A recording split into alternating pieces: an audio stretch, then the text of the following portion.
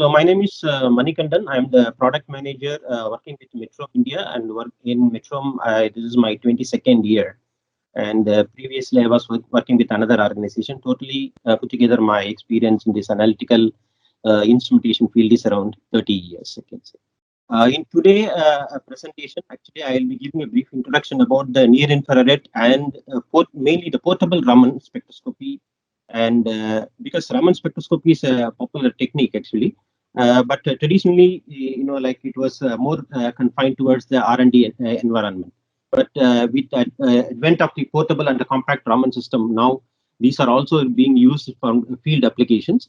So we'll be talking about the portable Raman spectroscopy, and we'll be talking the basic theory point of view, as well as instrumentation, as well as the applications in various ways, and how it will be beneficial to the customers. Just a one slide to introduce Metro. Ours is a 100% subsidiary of Metro Aegis. It's a Swiss company. We are serving this Indian analytical instrumentation industry for more than 30 years now. And we have presence all over India with 12 branches, and we do have satellite offices, and our headquarters is in Chennai. And we provide pre-sales, after-sales service, as well as a good application support.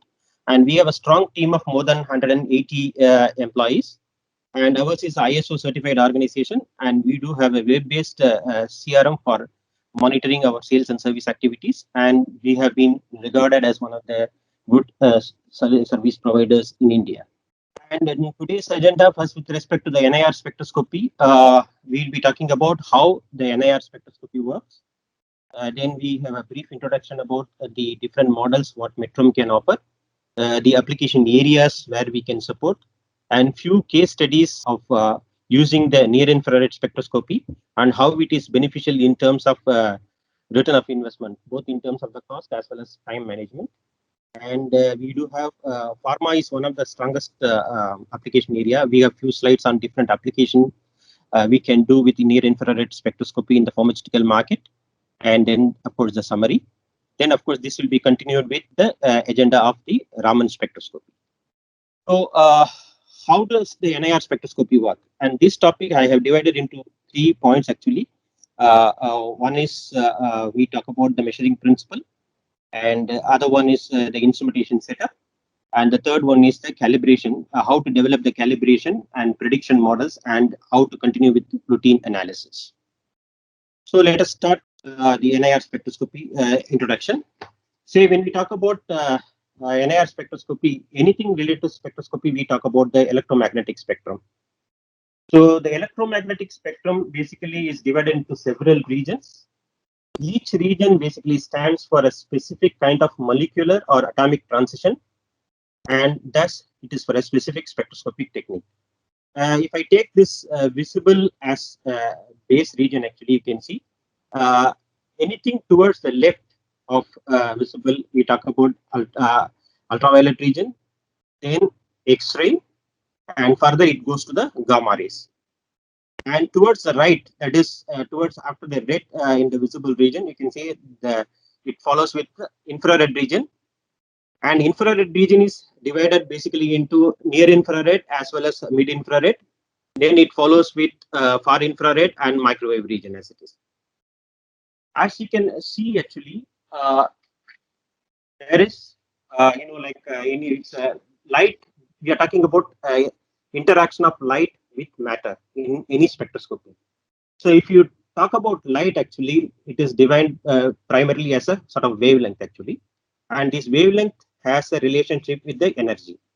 So we talk about it, actually, wavelength determines the energy possessed by the light as it is. So we talk about equation of E equal to H into C by lambda, where H is the Planck's constant, C is the velocity of light, and lambda is the wavelength. Now, what it indicates is, as the lambda increases, the energy decreases. And the C by lambda, that is velocity of the light divided by the wavelength, also is equivalent to the frequency of the light. So this equation of E equal to H into C divided by lambda can also be interpreted as E equal to H into V, which means that as the frequency increases, actually, the energy increases. So This is one of the basic concept of the working. So anything towards, like for example, from visible to the UV, X-ray or gamma rays, we have the highest increase in the energy. And on the other side, actually, you can see that as the wavelength is increasing, the energy will be reduced as it is. But with respect to NIR measurement, actually, yes, I think you might have discussed about this UV and like FTIR. I think a presentation was given by Dr. Rama last week. So here we are talking about the near infrared region. Since we have highlighted visible and NIR because our instruments can cover both visible region as well as the NIR region as it is. So what we talk about is the NIR region. It is an electromagnetic spectrum which covers the range actually from 700 nanometer or 14,285 centimeter inverse, and it covers up to 2,500 nanometers. So typically in this range actually of the infrared range actually, the electromagnetic spectrum, what we call it as induces what we call it as a vibration. That is when the light beam hits, the molecule vibrates. So that is why it is called as a sort of vibrational spectroscopy. Both IR as well as NIR is part of vibrational spectroscopy. So when the light beam hits, the molecule vibrates. It can be stretching, it can be bending, it can be scissoring. There are many types of vibrations are there actually. And then how NIR as well as IR differs. Here the difference basically is in the vibration of induced by IR or NIR is due to the type of energy it induces actually. Typically, the near infrared spectroscopy, it induces higher energy compared to that of the IR region. So typically when we call it as IR spectrum, it is called as a fundamental vibration. So fundamental vibrations are meaning from starting from a transition from the ground state to the first excited state. But on the other hand, the NIR spectroscopy, the vibrations what we talk about are, we call it as overtones, which are basically from ground state, not to the first excitation state. It is above the first excitation state. It may be the second excitation state or third one, etc. Or it can also be what we can call it as a combination bands. Combination bands are basically excitation of two vibration states combined together. So, as a summary, we can say that mid-IR or traditional FTIR, we talk about the fundamental vibrations, and with respect to the near infrared, we talk about overtones and as well as the combination bands. We can understand it in a little simpler way actually. So it is, the analogy I can give you is like we can talk about climbing the stairs. Typically, most of the people climb the stair one by one. That is something like a fundamental vibration. There are some people we are talking about like climbing 2 steps or 3 stairs at a one. That is, you can call it as a overtones or combination bands. So this is basically a small difference in terms of how the energy works in this region as it is. But what is the benefit for the customer or by opting for the near infrared region? There are 4 major benefits I can say. One is the sample can be analyzed as a neat sample without any sample preparation. In FTIR, you have to make maybe a pellet if you are working with demountable cell, etc. Or you have to, even with ATR, you have to make some minimal sample preparation. But with in NIR, you do not do any sample preparation. You can analyze the sample as such. Maybe the sample can be, taken in a small vials or beakers, or even there are places where we can take this NIR system into the place where the raw materials are kept. What I mean by that is, in a traditional IR, you have to take the sample or bring the sample to the system. In this case of the NIR, there is a possibility you can take the system to the place where the sample is kept.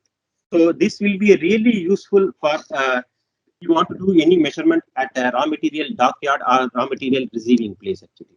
And the second advantage is that NIR can be used for both identification as well as the quantification methods. If I'm correct, actually IR will be more used as an identification tool. But with NIR, you can do both identification as well as the quantification. And it can also measure both physical and chemical properties. Say, for example, you can use the NIR for any chemical properties as well as some of the physical properties like density, viscosity of the material, particle size of the material, etc. And fourth and the important point of advantage of NIR is the NIR can be used along with the fiber optic probes. So this means that there are two immediate advantages. You can keep the system, and you can take a fiber probe of few meter length, and you can dip it inside the drum or a container, and you can collect the measurement. Or with help of the fiber optic probe, we can also install the NIR in a process environment. So what I mean by that is NIR system can be used both as a laboratory system as well as a process system for the online monitoring and control. These are the advantages of why NIR is better than than that of the traditional infrared system. And typically, when we talk about NIR absorption bands, uh, here most of the prominent absorption bands occurring in the NIR region are related to the overtones and combination bands, as I was mentioning. Here, you can this list provides you the regions at which the combination band happens. You can see that where the third overtone region is happening, second overtone, and the first overtone region, and the combination bands. And you also have the list actually of different wavelength and what sort of the vibration take place. And you can see that 2200 to 2450 nanometer, it is combination of CH stretching. Likewise, you can see the complete list. So typically, the most of the overtone and combination bands happens in the you have the vibrations of CH, NH, OH as well as SH functional groups. These which are observed in the mid-infrared spectral regions also. So the most of the chemicals or biochemical species, they exhibit unique absorption band in the NIR region, because most of them have these functional groups as it is.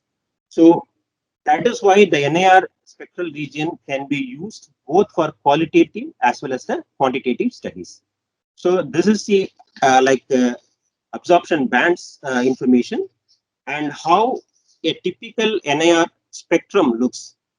So this is how the NIR spectrum as it is looks. So it is basically the overtone of the combination of overtone and combination bands as it is. And one important aspect to understand about the NIR absorption bands is they are typically 10 to 100 times weaker than the fundamental vibrations. So this weak nature of the NIR absorptions is actually gives us an analytical benefit, in the sense it can do the allows a direct analysis of the strong absorbing, highly scattering matrices such as slurries, suspensions, paste, and powders. So, but you can also see this, these bands are actually very, very broad. You will not be seeing any sharp peak as you could see in the traditional FTIR system. So this means that you need to have a additional mathematical method like chemometrics to decipher the information out of this complex NIR spectrum. That is why the modern mathematical advancements allows us to combine the near infrared technology with the advanced chemometric technology, so that we can obtain the useful information out of the spectra we are deriving. And we can also use this method of chemometrics to determine the relationship between what is the spectra and its a reference value. And we can also determine the overall pattern of the NIR spectrum, and we can extract only the information which we require out of it actually. So typically, any NIR, what we can call it as a secondary method. So we need to have a good chemometric algorithm. Nowadays, thanks to the advancement of mathematics, all high-end softwares are coming with the advanced chemometric algorithm, so that the system collects the spectra, and according to the requirement, we can develop the algorithms and we can develop the calibration models, so that we can derive the information we are really interested. For typically for identification purpose, what we do is that we use a library comparison method, and for quantification purpose, we develop some prediction model based on some primary technologies, and then we do the measurement as it is.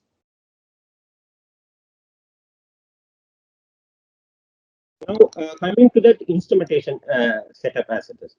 So, in the instrumentation setup, we talk about this is how our instruments looks. The instrument which is on the left hand side for the liquid analysis, and the instrument on the right hand side where the person is keeping some pellets, that is actually used for your solid analysis. The solids can be powders, pellets, flakes, etc. And there are facilities to also to use something like creams, paste with the suitable sampling attachments.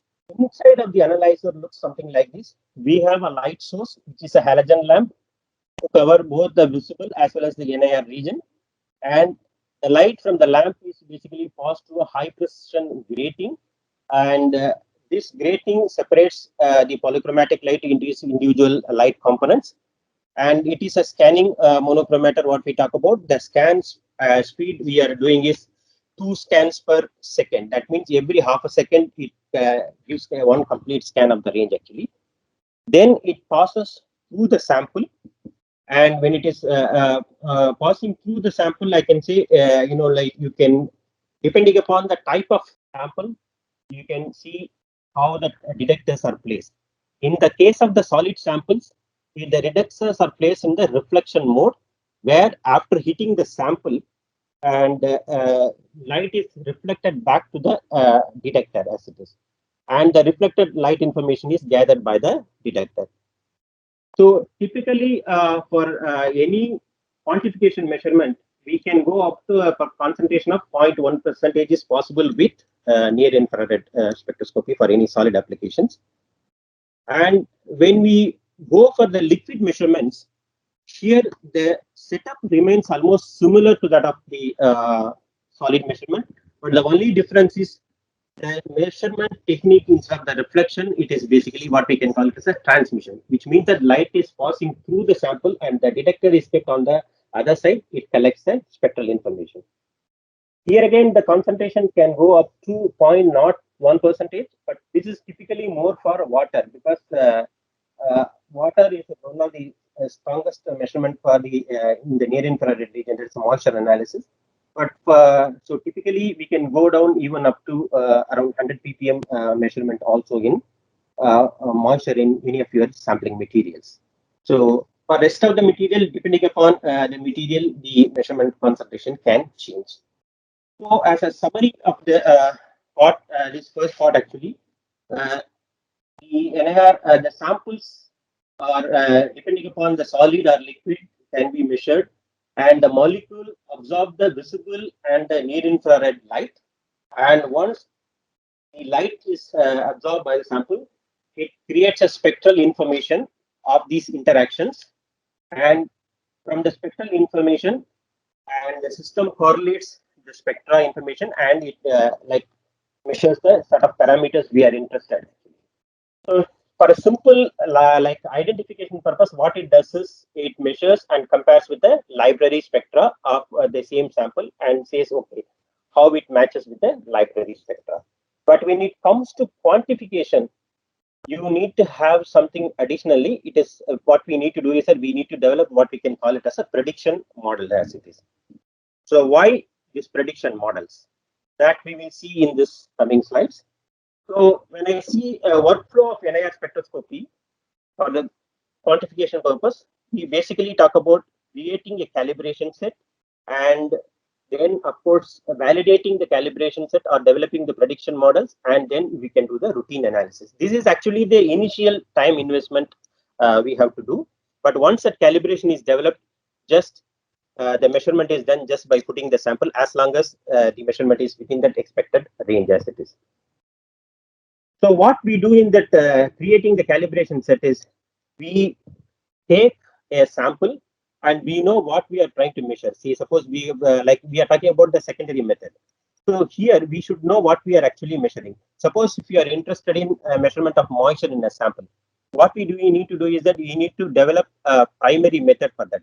So what in general we do is that we take a sample, measure it in a primary method. In this case, a Karl-Fischer may be a Karl-Fischer titrator, and for each sample you will get a value, and the same sample you run it in a NIR spectrometer, and then you assign the value with for the same sample of the respective NIR spectrum.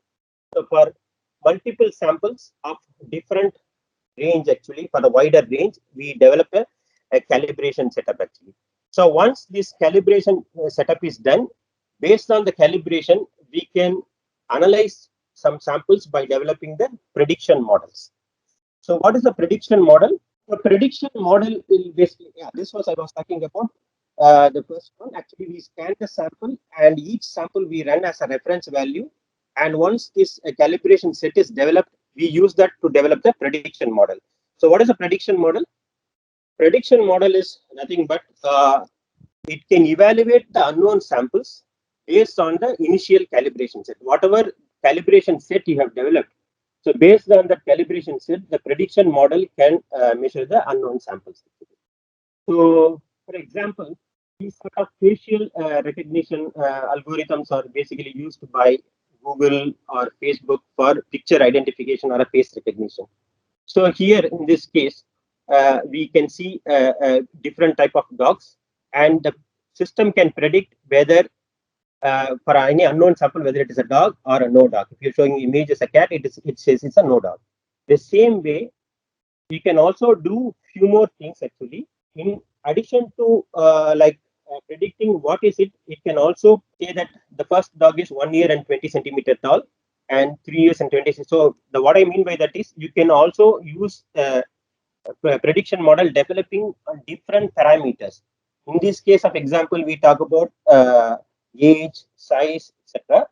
The same way, like one single prediction model, you can have multiple parameters are there. So this is the similar way. If I can expand this to the near infrared spectrometer, we can develop the prediction models and train the software to measure the unknown components, I can say. So what we can do is that maybe if you are interested in a parameter for like moisture and relative viscosity, so you can develop the prediction model. The calibration you can use KF Colfischer titrator for moisture measurement and maybe a viscometer for measuring the relative viscosity, and you directly develop the calibration set. And once the calibration set is developed, you can put some samples and you can ask the system to predict what is the moisture value and the relative viscosity value based on the calibration set you have developed. And once that is done, actually, once a calibration set is validated, normally what we do is that for validation purpose, we use some known sample with known value of viscosity and moisture in this case, and we cross check by comparing with the developed calibrations. So once a calibration set is developed, what we do is that we basically allow the system to use for the routine analysis by putting the unknown samples and comparing with the calibration set. So this is how the workflow of NIR spectroscopy. So you need to develop the calibration. You need to validate the calibration by developing the prediction models. Once that validation is done, you can start analyzing the further routine analysis. So this is about how the workflow. But nowadays, there are a lot of customers who are interested in the companies to develop the pre-calibration. What I mean by that is actually for certain specific applications, very popular applications, there are some pre-calibration methods are available. Say, suppose, for example, determination of octane number, or determination of cetane index, or you're talking about hydroxyl number in polyols.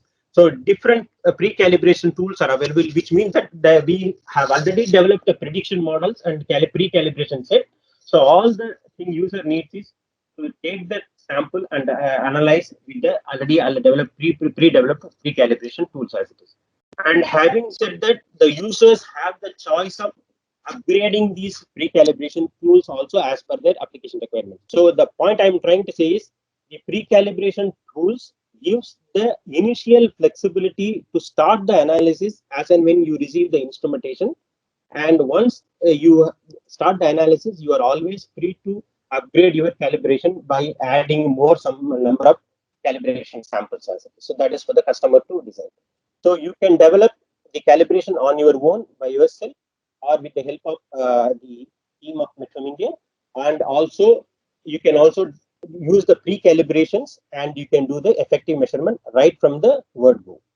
So there are pre-calibrations available for gasoline analysis, diesel analysis, kerosene analysis, and the analysis of polyols. And then, of course, for the wood industry, actually, we have a pre-calibration tool, kappa number, etc. And we also have a pre-calibration for palm oil application. So these type of pre-calibrations are always getting upgraded. Maybe as and when the new upgrade comes, we can always share it with those customers who are interested. So as a summary, actually, like why NIR is important. Where we talked about how NIR works, what is the advantages over NIR, this one traditional IR, and what are the type of theoretical background about the solid measurement as well as the liquid measurement, how calibration is done, etc. But in terms of the usage, why NIR is important? People turn into NIR basically for replacing their analytical techniques. Typically, most of these techniques are relatively slow in comparison with NIR, costly, and also one technique of NIR can analyze multiple parameters at a time as long as you have calibration for the same. You can also do physical as well as the chemical properties measurement of the material. And in terms of the other advantages, since we are talking about fast, quick measurement, throughput time is much faster. We can expect a much quicker payback because we are not using any reagents at all. Absolutely no sample preparation. So you can place the sample and you can analyze and you can start the analysis. Just click and you can get the results as it is. And the software has been designed to have even an entry-level operator to use it because it works on a guided workflow. And biggest advantage is that the technique is non-destructive, which means that after this analysis, you can reuse the sample for other applications. And NIR is a part of green chemistry where there is no chemicals involved, no disposables. I can say little or no consumables. Why I use the word little or no consumable is for some of the liquid application, we can also use and throw vials, so that you are ensuring that the cross contamination is totally eliminated. So that can be a little consumable. Otherwise, absolutely no usage of any chemicals. So that is a part of your green chemistry. Another way of looking at the why you should use an NIR spectroscopy is a cost advantage. Here, we have made a comparison of nylon analysis. In the nylon analysis, we are talking about three parameters: moisture, melt flow rate, and viscosity. And for each parameter, if you are using it like primary method, you need to have three different techniques. And each technique you are talking about the cost. Actually, this is cost is basically we have calculated based on, I can say, around assumption is 10 samples per day and 25 like 225 working days, and the cost per hour of the operator is $25. So based on this calculation, we can say the running cost and labor cost put together is around $45,000 for any primary method for an year actually, and wherein the NIR is going to cost somewhere around $950 only. If I take the cost of the NIR system is roughly around $50,000, we talk about a break-even period of around 1 years and 1.25 years, I can say. So that will be a sort of price or a cost advantage in terms of investing in NIR. And in terms of the time advantage, also it's a huge actually. So the above three parameters, whatever we have mentioned, with viscosity measurement, we talk about almost around 2 hours. And with the Carl Fisher, with the drying measurement, because we talk about solid sample nylon, so it's somewhere around 20 minutes for analysis. For the melt flow rate, we use a method for extrusion plastometer, and that will be around 7 minutes actually. But in NIR, we can do all these things in a single run in less than a minute. That's a top idea we can give around the time advantage. So in terms of the cost, the recovery rate is very quick, and in terms of time, the throughput is much faster because we are talking about less than a minute. We complete the whole analysis with near infrared spectroscope. That's a type of cost as well as the time benefits I can see for with respect to NIR. So as a summary, NIR can replace the most expensive methods, and you can just place the sample and start. That can save the time. And if you have a pre-calibration, we can start the mission immediately, and it can be operated by any level of operator because the software is user-friendly, working with a guided workflow. So as far as the systems investigation possibilities are concerned, we have two options. The solid analyzer, which works on the reflectance techniques, as I was mentioning. This is ideally suited for samples which are granules, powders, and fibers, etc. Or paste and cream also can be used for the reflectance mode. And again, there are different sampling options available. So you can have a small vial with the iris.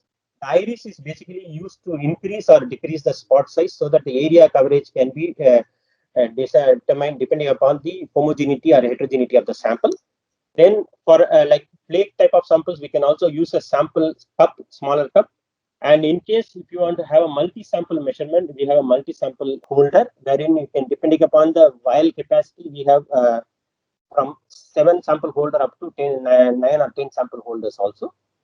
And then if you are interested in highly heterogeneous samples, then we can have a large cup also wherein you can work with a maximum spot size so that the heterogeneous sample can be analyzed in a much better way. There are different options are available, and the configuration can be selected by the user as per their application requirement. As far as the liquid is concerned, it's a totally different machine altogether. We talk about, instead of the reflectance detection facility, we talk about the transmission facility. Again, we talk about usage of vials or cuvettes, and in the liquid mode, we can also use flow cells for the automated measurement.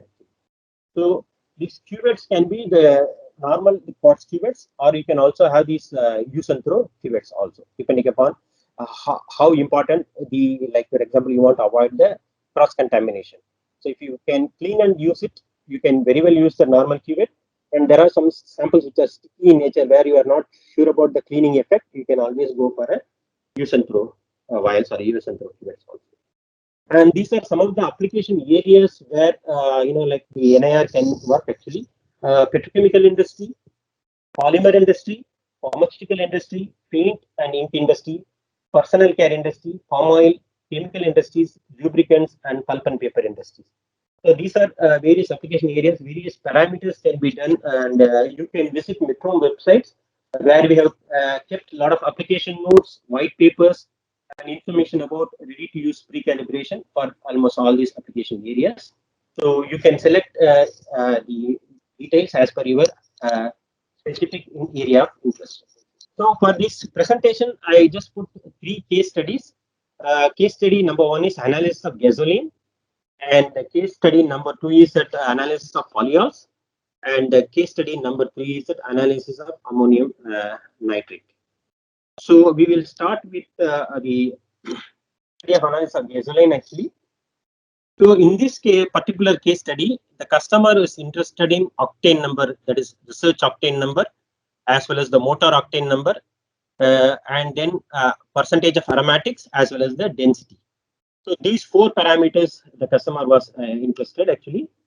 So typically when we talk about these 4 parameters, we need to have different techniques.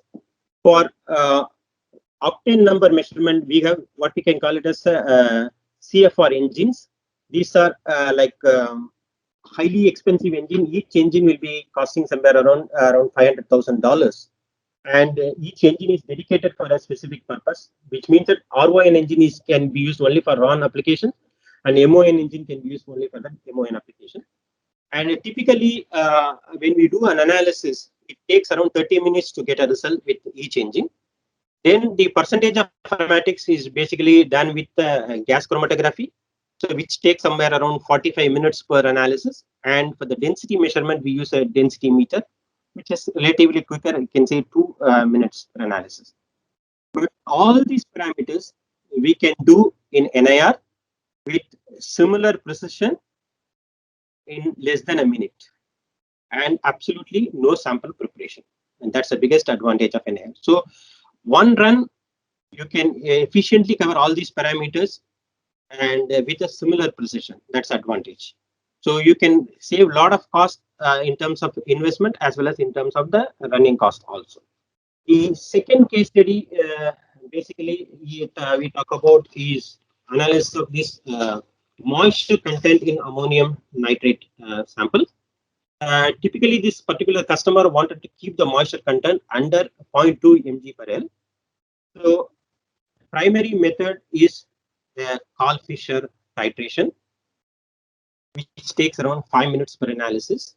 So, based on that calculation, if I take the similar amount of samples, 10 samples and 225 days actually, we are talking about number of analysis per day is 10, and cost of operator is almost similar, but where the saving will be cost of chemicals and water for the determination using the Carl-Fisher.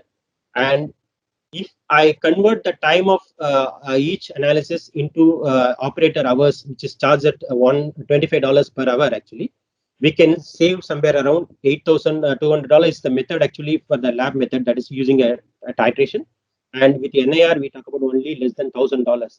So $7,000 per year will be the sort of savings we talk about. So maybe within around like few years, you can easily try that investment cost actually. Not only that, the biggest advantage is that with respect to the NIR is we are doing a neat analysis. We are not destroying the sample. Maybe in this case of this ammonium nitrate, actually, the sample cost may not be a major factor. But if the customer is having some pharmaceutical samples, maybe if we are doing any like non-destructive analysis, uh, that can be a huge benefit in terms of the for the customers, because some of the pharmaceutical samples will be costing very high actually. So after the analysis with the NIR, you can retrieve that and use the sample for other applications also. That's the biggest advantage, peripheral benefit I can say with respect to the NIR. As I was mentioning, non-destructive, no chemicals, no waste disposables also. That's another benefit I can say. So third application is the polyol measurement. That is like in this case, the sample is a polyol, and we are customer wanted to measure the hydroxyl number as well as the acid number. The range is given as mentioned in the slide. Actually, the primary method used for the both hydroxyl measurement as well as the acid number is the titration. Typically, that watch measurement, the titration takes 5 minutes per analysis, and for the acid number measurement, it takes around 10 minutes per analysis, I can say. If we compare that running cost, actually, per year, actually, we'll be talking about only for the, I'm talking in this running cost information, we have given information only with respect to the hydroxyl value measurement.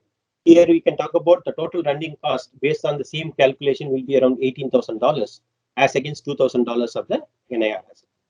So there will be a huge savings in terms of cost saving, and also each polyol titration, basically as per the AST method, can create more than 350 ml of waste per titration.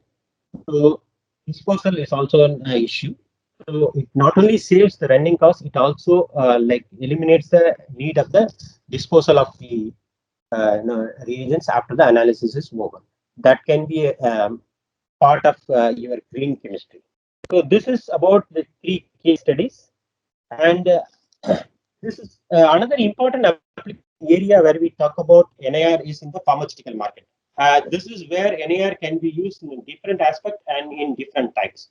So we talk about right from entire process of measuring the incoming raw materials, then the sample to the drying phase, then blending, granulation, manufacturing the finished product like tablet or capsule filling, and measuring the product final product quality.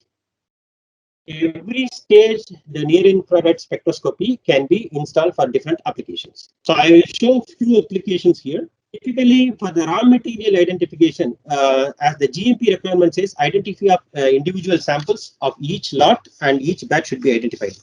So there are different methods. You can see that we talk about MIDIR to HPLC. It takes a lot of time, but with NIR, you can analyze the raw materials within a minute. So you can, as I was mentioning, since we are having a fiber optic probe and the NIR can be taken to the raw material dockyard, you can measure it and you can accept or reject material, and so that the process can be continued very quickly. And another area is the blending process. During the blending process, the homogeneity of the blend is very important. At what stage the blending has to be stopped.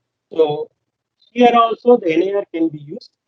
Here you can see that the blend homogeneity is measured. We are comparing like time versus the standard deviation. As the standard deviation reaches within that acceptable limit, we can always stop the blending as it is. Typically in NIR, we can talk about blending can be done in two ways. One is what we can call it as an outline process, where you are keeping the samples near to the blender itself, or there are some facilities are available where you can keep the blender in the the NIR system installed in the blender itself. That is basically when the blender is tumbling, it can collect the measurement. But we always advise the outline measurement only for simple reason is that blender is a huge thing, and since we need to cover every portion of the blender is well blended. With outline facility, you can typically take the sample from top portion, middle portion, and the bottom portion, and also areas of concern like where is the corner of the blender, etc. And you can do the measurement using a multi-vial analyzer. That is why we always suggest an outline facility for the blend applications. Then we can also use for your moisten and lyophilized product. NIR can be used. Here you can take the sample in a vial with sealed and crimped, and absolutely because of the sealing and crimping, there will not be any error due to the external atmosphere. And since there is no physical reaction involved, we are basically eliminating the toxic reagents which are used for a primary method. And then the sample, of course, can be used for subsequent analysis. And NIR technique for this application is much faster. We talk about less than a minute, as against 5 hours for a vacuum oven, or 40 minutes for a GC, and 30 minutes for a Carl Fisher titrator. So this is the biggest advantage of using NIR for the moisturizing lyophilized or freeze-dried products. One of the biggest advantage of the NIR is whatever the reactions we are talking about, there are a possibility for quite many reactions which can be installed in the process also, which means that the NIR analysis which we are doing offline can also be installed for certain applications and online. Like for example, we're talking about drying process in the pharmaceutical, or granulation process. So these things can be continuously monitored. The typical online analyzer we have right from single channel measurement, that is analyzing one parameter or one spot at a time, to up to maximum 9 channels. So the samples from 9 different places can be analyzed at a time also with our online process analyzer. And as I was mentioning, since the NIR systems have the flexibility of fibers, we talk about using the fibers so that the fiber can be inserted in the process and you can do the measurement also. So NIR as such can be deployed entire the spectroscope across the process of this our sampling system. What I mean by that is you can use NIR for a typical offline lab analysis. You can use near the in-process laboratory for an outline analysis. You can also use for online analysis where you are taking the sample in a side loop and you can do the measurement, and you can also do the analysis inline wherein you are keeping the NIR probe in the process itself. As a summary, NIR is a versatile technique. It offers a quick payback compared to that of traditional expensive primary methods. No sample preparation, extremely easy for a user, for an operator, and non-destructive technique, which means that you can reuse the sample, and it is a part of green chemistry as there is no chemicals, no disposable involved, and little or no consumables are used. So this completes my presentation about the NIR as it is. So coming to the second agenda of our topic, which is the Raman spectroscopy. The agenda is we'll introduce about the Raman spectroscopy. Then we talk about the Spectrum product range. Then we talk about the application areas, and then the summary. Incidentally, I think today is the 136th anniversary of Dr. Sir C.V. Raman. I think we have to salute to him for bringing glory to our country. And Raman spectroscopy is again a form of molecular spectroscopy where the incident light interacts with the atoms and the shift in the energy gives the Raman scattering. So here what you do is when you are shining your sample with a monochromatic light, in this case it's a laser, most of the photon scatter what we can call it as a Rayleigh scattering. The Rayleigh scattering is basically what we can call it as a unchanged elastic scattering or elastic scattering, which has the same energy and the wavelength of the incident photon. So this Rayleigh scattering does not give any information, but a small fraction of the sample, what we can call it as photons, it scatters inelastically, which means that after hitting the sample, it scatters at a shifted energy or a slightly change in the wavelength as well. So this shift provides a signature information or a molecular fingerprint about the chemical makeup of the sample. So the Raman shift, this or the Raman scattering can be having the two processes, I can say. The photons can scatter at a higher or lower energy levels. Typically, it is called as Stokes shift when the scattering happens at a lower energy levels, and anti-Stokes scattering when the scattering happens at a higher energy level. If I put that from the instrumentation point of view, Raman is a process of light scattering. A sample, as shown in the picture, is irradiated with a laser light, and the scattered light is basically measured by the spectrometer and for the frequency shift or the energy shift, and it provides the information of the makeup of the sample in terms by giving us a typical Raman spectrum for each material. In terms of how the instrument setup looks like, laser beam and hits the sample, and here you can see this center beam actually basically in the blue in color is basically the Rayleigh scattering, and we basically use, because since Rayleigh scattering, it does not give any information of interest because it is scattering at the same frequency. So we need to block the Rayleigh scattering. So that is why we use a sort of high quality filters to block that information. Only the Raman scattering is allowed to pass through the filter. Then it passes through the grating, which separates in this light into the individual components, and the detector, that is the charge coupled device detector, CCD detector, depending upon what area or range we are measuring, there are different detectors are used. Typically for the like I can say laser which are 785 or 532, we use a CCD detector. And as you are moving towards the NIR region where you are using the 1064 laser, the indium gallium arsenide is used. So in principle, the detector senses the scattered light information and converts that into the spectral information. And the spectral information is basically nothing but you are talking about Raman shift versus the relative intensity. Thus, this actually gives the information about your sample. So there are multiple things you can do as with NIR. Based on the library comparison, you can do identification measurement, and based on your calibration method, something similar to that of NIR, we can also do the quantification measurement with the Raman spectrum. Now, why all of a sudden this has also become much of interest? Because it has got a very specific advantage of little or no sample preparation. Again, as similar to NIR, very fast analysis. You can analyze sample through transparent containers like plastic bags or glass, etc. And it's highly selective. Actually, it's not like an NIR. It's very specific peaks are there actually, and thus it is very well suited for your identification purpose. And it is insensitive to aqueous vibration bands, which means that if your parameter analyte of your interest in like aqueous solution, Raman can do that measurement very effectively. It can be suitable for both inorganic as well as organic substances.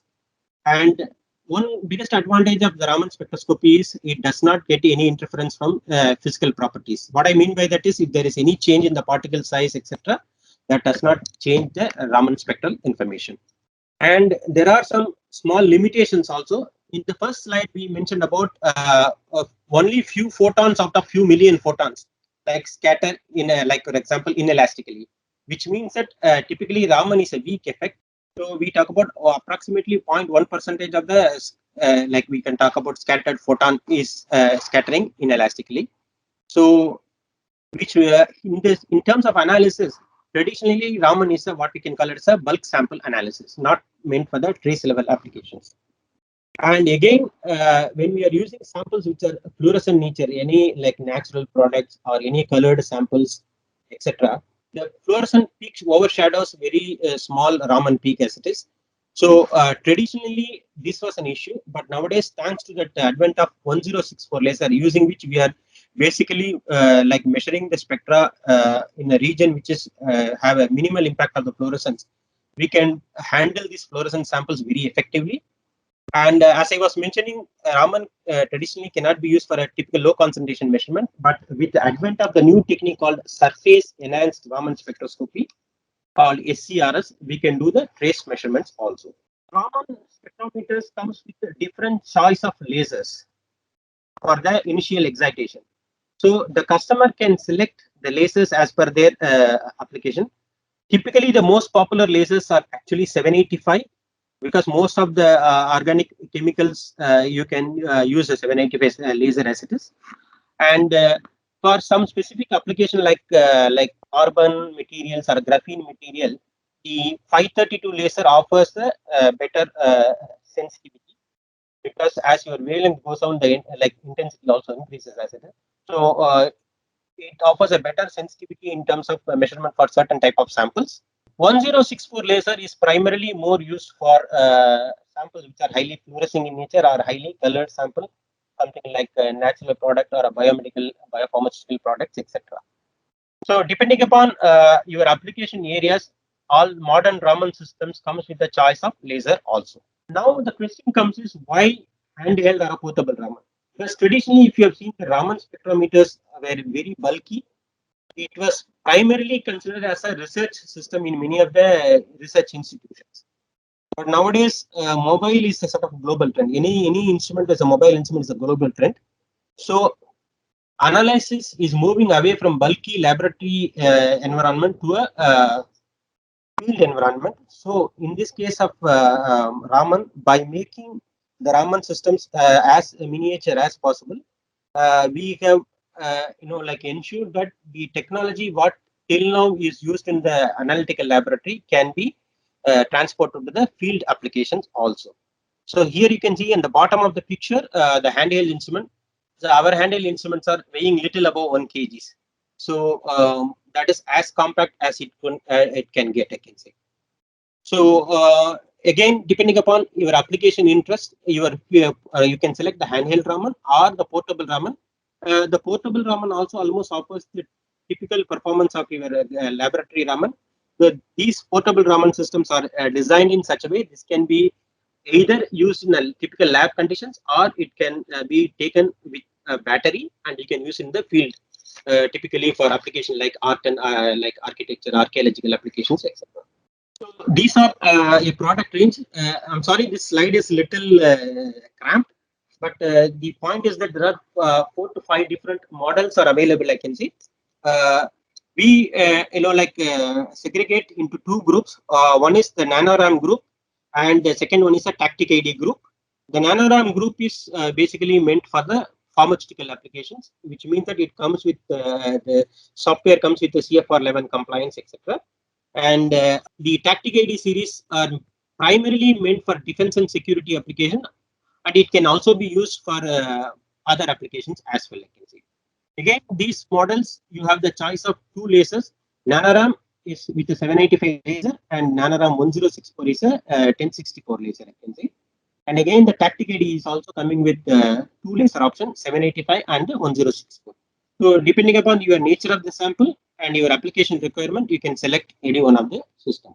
And the portable Raman products are also run in a similar way. I can say iRaman Series Plus, iRaman EX, iRaman Pro, and iRaman Prime.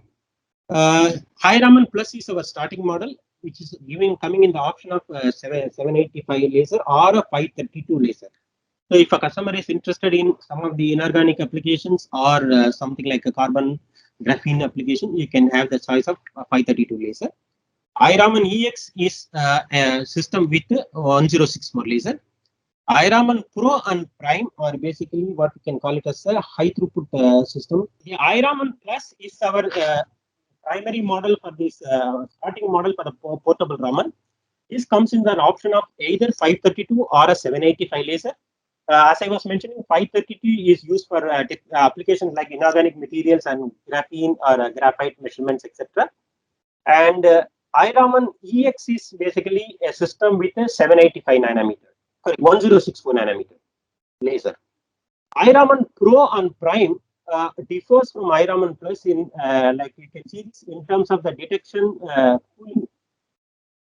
Detection cooling is much better, I can say, minus 25 degrees, which means that as your cooling level of the detector goes down, actually, there will be a reduction of the what we can call it as a dark noise. So, which means that the signal to noise ratio will be better with the iRaman Pro and iRaman Prime systems.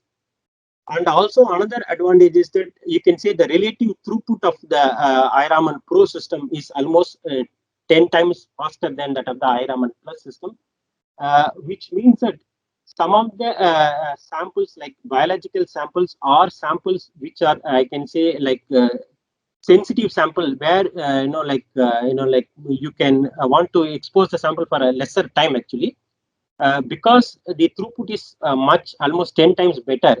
So this offers a better sensitivity in terms of the measurement, this iRaman Pro and as well as the iRaman Prime, which is almost, I can say, 5 times better throughput in compared to that of the iRaman Plus system. So for a routine application, iRaman Plus is sufficient, but there are some samples where we talk about natural product or biomedical application or any product which are temperature sensitive, where you want to have a higher throughput or signal is very, very weak, where you want to have a higher throughput or better sensitivity. iRaman Pro and iRaman Prime can be the best option. The last one is basically a new technology what we have launched, what we can call it as a see-through Raman, FTRAM. This is basically a new instrument designed to measure the samples through the barrier. So when I say barrier, it can be a thin opaque barrier like white colored drums or paper bags, manila envelopes, etc. If you have some samples inside that, actually, the STRAM or see-through RAM technology, it can work and you can do the analysis without opening this like material or without removing the sample from these containers or the envelopes, etc. So coming to that, first we'll go through some of the applications of the handheld Raman. Typically, these are meant for sample analysis at the point of need, and it's rapid and non-destructive, no sample preparation. As you can see in the picture, you can just directly keep the sample in the drum and you can do the measurement. Ideally suited for application for the incoming raw material identification in pharma. Typically, as I was mentioning in one of the NIR slides, pharma, they talk about 100% raw material identification. So since almost 85 to 90% of the common pharmaceutical ingredients are Raman active, Raman can be an ideal tool for the raw material measurement. Okay? And it gives you the information as to the pass or fail identification so that you can do the acceptance of the registration of the material. And another application area we can support is the identification of raw material in fragrance and cosmetics. ISO 22716 describes the good manufacturing practices for this cosmetic material. And based on that, I can say Raman is an effective tool to identify different type of raw material which are used in cosmetic manufacturing or flavors and fragrance manufacturing. Here are some of the example spectra. Sterile alcohol, I can say this is basically used as a sort of like to help to form the emulsions, and basically it also prevents this emulsion from separating into oil and liquid. And also the sterile alcohol is also used as a sort of reducing the foaming formation of your finished product. And the presence of this product in your skincare product also gives you a sort of softness or a smoothness to the skin. So Raman can identify the material. This enclosed this spectra which is shown is basically the sterile alcohol spectra. Same way, another ingredient used in the cosmetic manufacturing is your castor oil. Typically, it is used as a sort of surface cleansing agent or emulsifying agent or a skin conditioning agent. So here again, Raman can easily measure this sample. And third one is this is phenyl benzimidazole. This is used as a, what we can call it as a UV blocker or a UV filter in your skincare creams. So Raman can measure this quite easily. And the fourth example is a PEG8 stearate. This is used as basically what we can call it as a humectants. Basically the purpose is to slow down the loss of moisture. It is a moisturizing agent, I can say. So Raman can easily measure these type of parameters. And there are quite many other cosmetic raw material which can be measured by the Raman spectrometers. So for the raw material identification in cosmetic application area, Raman is a very good useful tool. And another biggest application area is the narcotics identification. These days, like there are lots of issues. Every country is facing with different types of narcotics. So Raman is a very good tool to identify various types of narcotics, which is the list is provided. Some of the list is provided here, and it can analyze, of course, many more. So it is one of the example where you can see that narcotic differentiation, how Raman is able to differentiate between different narcotics: cocaine, ketamine, methamphetamine, and phenobarbital, and sildenafil sulfate. So different narcotics can be easily identified by Raman spectrometer. So this will be a very good useful tool for the security agencies or narcotics control bureau type of people they can use this system. And also another important thing which can also do the present day Raman spectrometer is to do a mixer matching capability. Why this is important is many of these drugs actually the people try to cheat that inspection agencies by mixing this narcotics along with a normal pharmaceutical compound, something like mixing cocaine with sodium bicarbonate. So when you are doing a normal Raman measurement, it's Raman measurements primarily basically they do the what we can call it as a like library matching. I can say it typically matches the maximum spectra or the heat rate, what we can call it as. So in the normal circumstances, it measures this as a sodium bicarbonate and say this is no issues, no harm in that particular sample. But with mixture analysis, it can also not only say the primary material is sodium bicarbonate, but it also contains some of the unwanted materials. So with multiple components, any sample is made. The mixture analysis facility can differentiate between like multiple components very easily. So again, for the uh, police authorities or anti-drug authorities, this can be a very effective tool actually. And not only in terms of we talk about the narcotics, Raman can also identify different types of explosive materials. Again, this can be a good tool for our policing and security authorities. Different types of explosive material can be easily identified by the Raman spectrometer. Here again, I have shown a spectra of TNTP, TNRDX, and TATP, etc. So Raman can easily, of course, most of these materials are what we can call it as a bulk analysis, not a trace analysis. So this is about in terms of the forensic. Then in terms of other application area, this is one of the unique application area where we are talking about counterfeit drug identification. This is one strong area of Raman measurement. Of course, in this case, the portable Raman is used. This application we talk about measurement of diethylene glycol in glycerin. Because glycerin is a very common excipient used in pharmaceutical industry, but some of the unscrupulous suppliers they add DEG to glycerin to lower the cost and or to boost their profits. So in such cases, like Raman can easily identify it. And with, of course, your chemometric algorithm, we can develop a good quantification method wherein we are able to detect the contamination level as low as 1%. In fact, US FDA is using 5 of our portable Raman system for this application for different field usages. You can see they take the machine to the field and they test it at the customer site. Another application of counterfeit detection is anti-malarial drugs here. So the Raman spectra of the active ingredients of anti-malarial Coartem, Umafantrin, and artimethul are measured using the handheld Raman. The top spectra is basically the Umafantrin and the blue one, and the artimethul is the green one actually. And the bottom one actually, we are talking about the counterfeit of quartum and the genuine. The blue one is the genuine quartum, and the red one is the counterfeit, I can say. So Raman spectra of the collected with our spectrometer can be compared with like authenticated sample spectra, and it can give you the pass or a fail results based on that detection as it is. So counterfeit drugs can be easily identified using the Raman spectra. And the third application area in the pharma is basically you can also able to identify different polymorphs. So as you know, materials can exist in different polymorphic forms. The crystal structure can vary from the same chemical entity.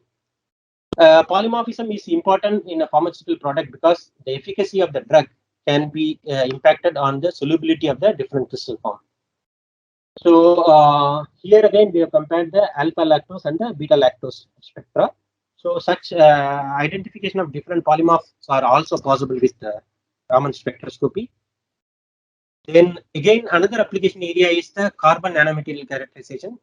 So the highly ordered structure of this gives this graphene or then materials gives a unique properties for different application usages, I can say. Typically, most of these materials are used in your semiconductors, fuel cells, and high strength materials, etc. So here you can find, depending upon the material, you can find different spectra. Even though the spectra looks very simple, based on the presence of your G band or D band, G band gives that like ordered nature of your material, and D band gives the disordered nature of the material as it is. So presence of this G band, D band, and the 2D band, etc., gives the information about the shape, intensity, and also type of material, like whether it is CNT or a graphite or carbon black or graphene, etc. So for the carbon research customers, the Raman spectrometer will be of helpful. As I was mentioning, for this application, we always suggest a system with a 532 nanometer laser. And another application area is art and archaeology. Typically, we talk about our cultural heritage sites, wherein we are talking about caves, sensitive, ancient monuments, etc. In this case, we have to take the system to the field. The sample will not come to that lab actually. So, and also another thing, considering the valuable nature of this material, a non-destructive testing is preferred. So, and important aspect is also the sampling system has to have a lower power laser, and it should have a battery operated, and should have a facility to take the probe to the sample itself.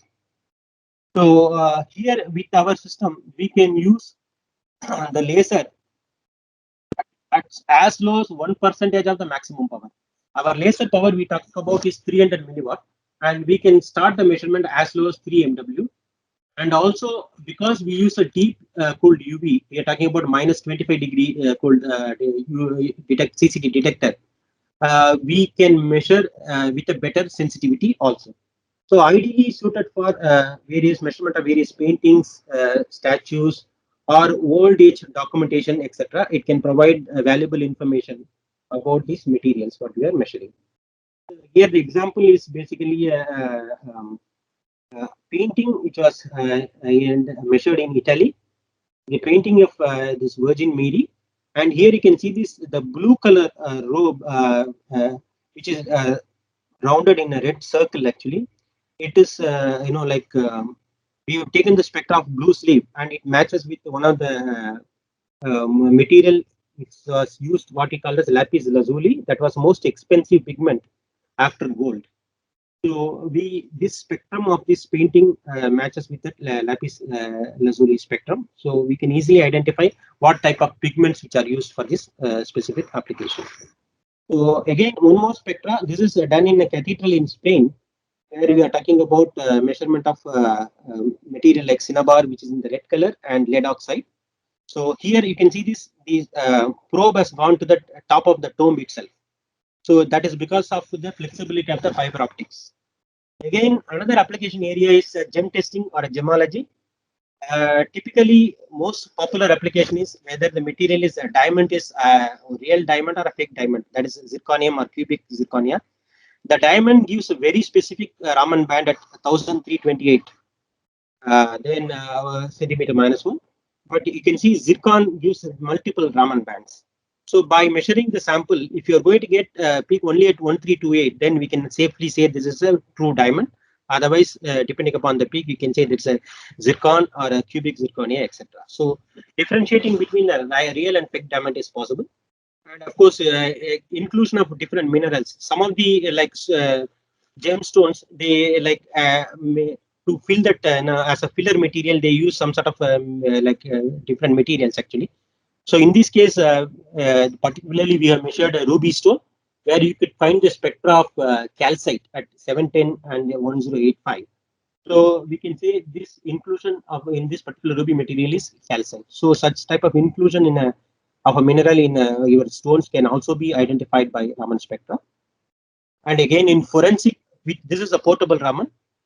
With 1064 laser, we can use highly colored ecstasy pills, because typically these ecstasy pill with Norman 785 nanometer, which is hard to identify because of the high color nature. You can see that in the top of the spectra, the blue line, which is with the 785 nanometer, you cannot get any spectra at all. But the 1064 laser can be used for identifying different colored tablets. You can see we have measured pink, blue, orange, and yellow tablets. So such type of these ecstasy pills of MDMA can be easily measured with a 1064 laser. And another application in the forensic is we talk about measurement of different type of textile materials in the as may be used as a sort of crime sort evidence, or it can able to differentiate between different fabrics. I can say here you can see this polyamide, acrylic, polyester, wool, or bleached cotton basically is differentiated and compared actually. So such applications are possible with our portable Raman also. And other application is we are talking about can monitor the what we can as a part of a process analytical technology PAT. Raman can monitor the polymorph transition also. In this case, citric acid monohydrate is formed by crystallizing in cold water. But anhydrous citric acid crystallizes from water at a 34 degrees or higher. So basically, if you want to convert the monohydrate to anhydrous form, you can heat this, and the process can be monitored by Raman. Here you can see in the spectra as your temperature increases, you can see that transition by disappearance of the monohydrate peak at 1108 and 1167, but you can see the anhydrous form peak gets increased at 1146. So such type of applications Raman can be used actually. This is one of the examples. There are many other applications can be done with by Raman.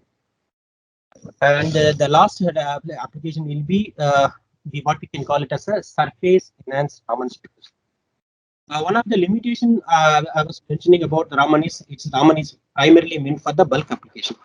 But when we talk about the food contamination or any other trace material identification, till now the Raman was having certain issues. But with the recent advances of your portability of the Raman system, and with the advent of the new technology called surface enhanced Raman, actually, we can do these measurements very effectively. SERS, by definition, it needs a surface to enhance the Raman signals. That is why it is called the surface enhanced Raman spectroscopy. The enhancement factor will be almost 10 to the power of 11 times than the original Raman signals. This means that we can allow even a single molecule detection is possible. So for any trace material identification, SERS will be a useful tool again. But only thing is that, as I was mentioning, the enhancement takes place in a metal surface.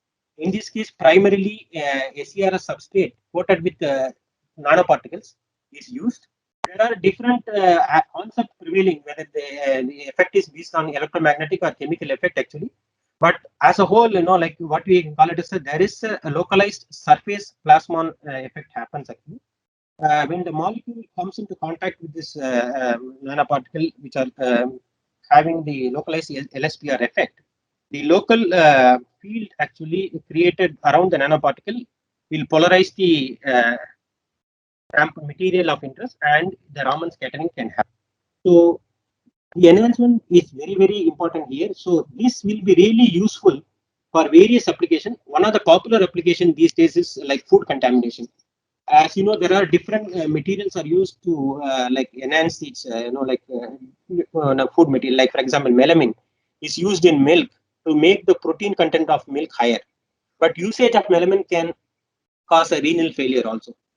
So the same way, malachite green, which is an antimicrobial agent, then malathion, which is an insecticide, and there are many things in the list. Actually, rhodamine B, which is used in chili powder to give the chili powder more red look, actually. But the flip side is that it can be a possible carcinogen. So these food contaminants, can be easily monitored with the SERS technique. For example, I have given this one is a thyrum. This is basically a fungicide used in the post-harvest technology to prevent the fungal. With SERS, technology, we can measure as low as 1 ppm of thyrum in the apple. Just take this SERS substrate, swab it on the apple surface, and you can do the measurement. And this example, we have done that swabbed one actually, which is black color, and with the red one, which is like pure sample, I can say. You can see there is a lesser intensity in the peak of a swab sample. That is because not all the anions are fixed in one swab actually. And also you can see some of the extra peaks in the swab spectrum. That is because the contaminants has also got some other material which is also got into the swab actually. So, but in principle, this can measure as low as traceable ppm level analysis in a apple sample. The same thing we can also as a diphenylamine in apple. This is used to treat the apple in a post-harvest measurement to prevent the scalding. That is basically to prevent the discoloration. So typically more than 80% of the samples are sold or treated with a DPA. So here we have measured 1000 ppm diphenylamine with swab and without swab for the comparison purpose. So just to show the ability of the SERS method. And another application area is the narcotics measurement. Here you can see this fentanyl and heroin combination, because in the US, fentanyl is a synthetic opioid, I can say, that is mixed with heroin. And this can, if the content of the fentanyl increases to more than a certain level, it can cause death. So the Raman system can be able to easily identify with the SERS technique the presence of fentanyl and differentiate between the heroin and fentanyl. That is one application area. The same way, these, as I was mentioning, this drug materials are also what they can use in cutting with the different common materials like caffeine in this case. So with SERS, we can identify or differentiate between the normal cutting agent. In this case, it's a caffeine, as well as the original drug. Actually, in this case, the heroin. So mixer identification is also possible with SERS technology. So there are different applications are there actually, which is available in our Metrohm website. So as a summary, Raman spectroscopy is a well-established technique, and even it is quite recognized in a global regulatory environment. Handheld Raman is an excellent tool to increase the operational capabilities and reduce the cost while providing rapid, non-destructive measurement. Useful tool for quality control in pharma industry. Portable Raman provides high performance and offers flexibility to be used in laboratory conditions or field conditions. These systems provide the flexibility to the customers to select the system as per their application requirements and reduce the load on the traditional laboratories. And that completes my presentation.